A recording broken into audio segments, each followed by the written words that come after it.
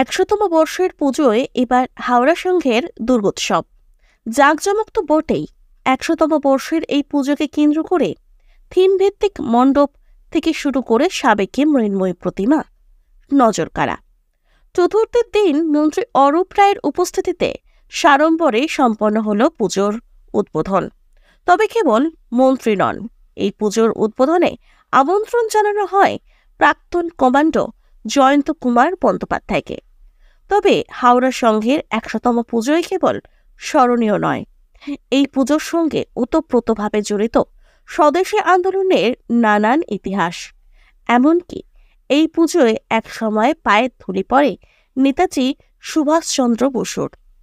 তারই টুকরো টুকরো ইতিহাসের কথা রইল সভাপতি গৌতম দত্তের কথায়।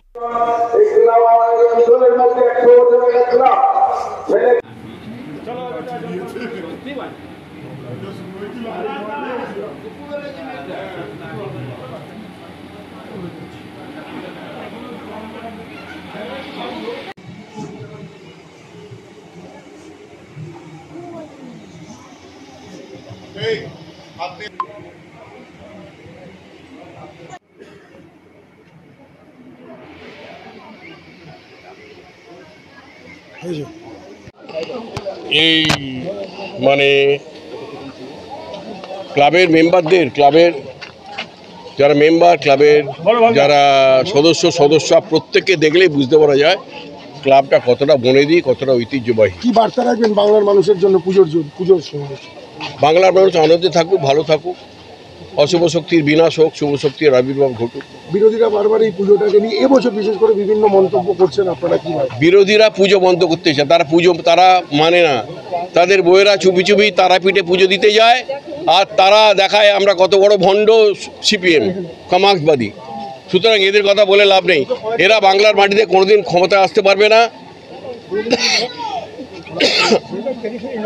আমরা টুমরো চলে যেতে পারি ক্ষমতা থেকে, কিন্তু কোনো রাজনৈতিক দল এই আন্দোলনকে নিয়ে ফায়দা তুলবে, এটা আমরা কখনোই মেনে নেব না।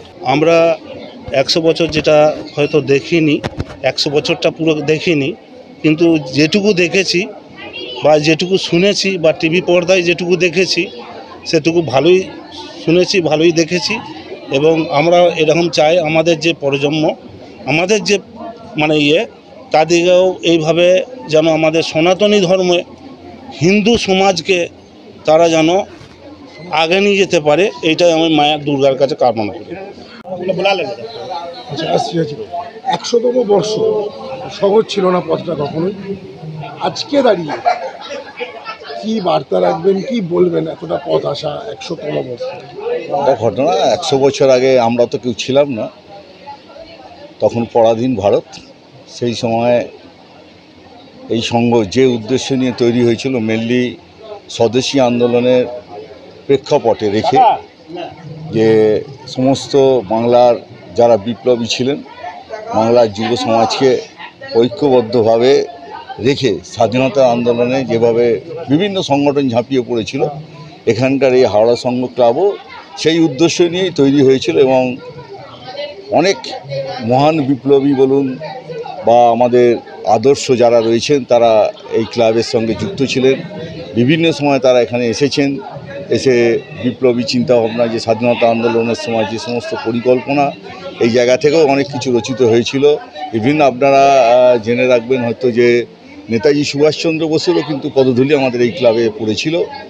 তো সেই একটা ঐতিহ্যশালী ক্লাব আজকে ১০০ বছরে পদার্পণ করলো, যেটা আমরা হয়তো আজকে উদযাপন করতে চলেছি, এটা সত্যিই খুব গর্বের বিষয়। এবং আমি মনে করি যারা এটাকে টেনে নিয়ে এলো এতদিন ধরে, যে সমস্ত সদস্যরা এবং স্থানীয় মানুষজনের সহযোগিতায়, সেটা সত্যিই খুব প্রশংসনীয়।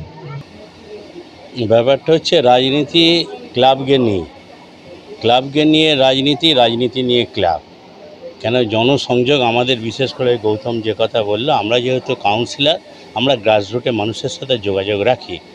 আজকের এই পুজোর ব্যাপারে বলতে গেলে হাওড়া সংঘ শুধু আজকে নীলমণি মল্লিক লেনের হাওড়া সংঘ নয়, এটা হাওড়ারই হাওড়া সংঘ রূপায়িত হয়েছে। আপনি দেখলেন সব জায়গা থেকে লোক এসে একটা অন্য মাত্রা দিয়েছে হাওড়া সংঘ।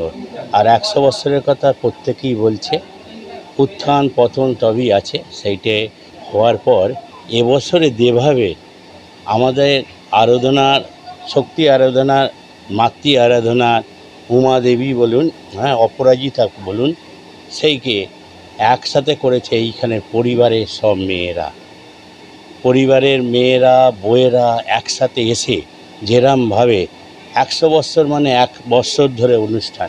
এর আগে অনেকগুলো অনুষ্ঠান হয়েছে। খুঁটি পুজো থেকে আমাদের মন্ত্রী এসে খুঁটি পুজো করেছেন। এখানে আরও সকলে আসবে বারবার এসে।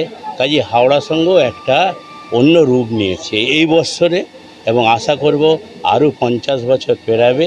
আমরা হয়তো জীবিত থাকবো না, কেন 100 বছরের মেম্বার হয়তো কেউ নেই জীবিত, কিন্তু পরবর্তী যারা বাটম যেটে ধরে সেই বাটমটা একের পর এক ধরেছে। আর বর্তমানে অনেক অনেক বেশি লোক এসে হাজির হয়েছে এই হাওড়া সংঘ। আমরা তো এইভাবে দেখছি, আজ আমরা দীর্ঘ 25 বছর ধরে 26 বছর ধরে এই ক্লাবে আছি। আমরা দেখছি একটা বড় বট গাছের ছায়ার মধ্যে আমরা আছি। যারা আমার প্রবীণরা আছে, দাদারা আছে, কাকারা আছে, এই ক্লাব করেছে। আমরা বাচ্চা যখন ছিলাম, শিশু এসে এখানে দরিদ্র নারায়ণ সেবা হতো। আমরা দেখতে হাওড়া সংঘ ক্লাব মানে বিশাল, এখানে ব্যান্ড, আমাদের স্কুল আছে, আমাদের ক্লাস 12 অবধি মেয়েদের স্কুল আছে, লাইব্রেরি আছে, নিজস্ব লাইব্রেরি আছে, মাঠ আছে, আমাদের অনেক কিছু আছে।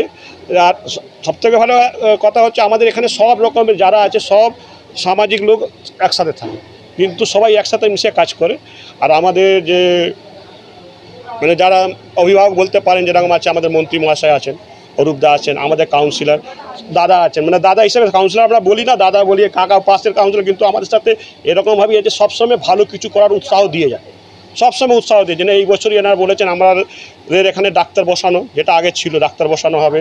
মেয়েদের বিশেষ করে মেয়েদের ফিজিক্যাল এডুকেশনের প্রতি একটা আছে, মন্ত্রী মহাশয় আমাদের বলেছেন ক্যারেটে আর বক্সিং, যা মেয়েদের বিশেষ করে কি একটা প্রোগ্রাম করো, যোগা তোমরা করো, তোমাদের জায়গা আছে, আমি যেটা হবে সহযোগিতা করো। প্যান্ডেলটা হচ্ছে উৎস থেকে উৎসারিত, ঠিক আছে? উৎস মানে হচ্ছে মানে বিভিন্ন গাছপালা, জঙ্গলে বিভিন্ন রকম জিনিসপত্র দিয়ে আমরা সেটাকে তুলে ধরার চেষ্টা করেছি। মানে ওইগুলো হচ্ছে উৎস, আর এগুলো আমরা তুলে ধরার চেষ্টা করেছি, ওটাকে বলা হচ্ছে উৎসারিত, ঠিক আছে? এগুলো বিভিন্ন রকম গাছগাছড়া দিয়ে তৈরি। যেমন আপনাকে বলে দিচ্ছি পরপর, যে একদম টপে যেটা আছে সেটা হচ্ছে একরকম লতা। সেই লতাটাকে আমরা প্রিজার্ভ করে ওরকমভাবে আমরা একটা হার্ট টাইপের তৈরি করেছি। তার তলায় আছে আপনার খেজুরের ফুল, তার উপরে আছে হোগলা, তার উপরে আছে আপনার খেজুর পাতাকে ব্লিচ করে এরকমভাবে হোয়াইট করা হয়েছে।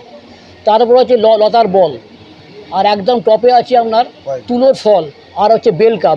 বেলকাপ মানে না, কয়েদ বেলের থেকে ছোটো একরকম জঙ্গলে হয় সেই বেলকাপ দিয়ে ওটা তৈরি করা হয়েছে। আর এগুলো হচ্ছে আপনার প্যাকাটি, আর এইগুলো হচ্ছে বেত ফল, এগুলোকে বলা হয় ক্যানেলা, আর তার মধ্যে দেওয়া আছে সামা ঘাস।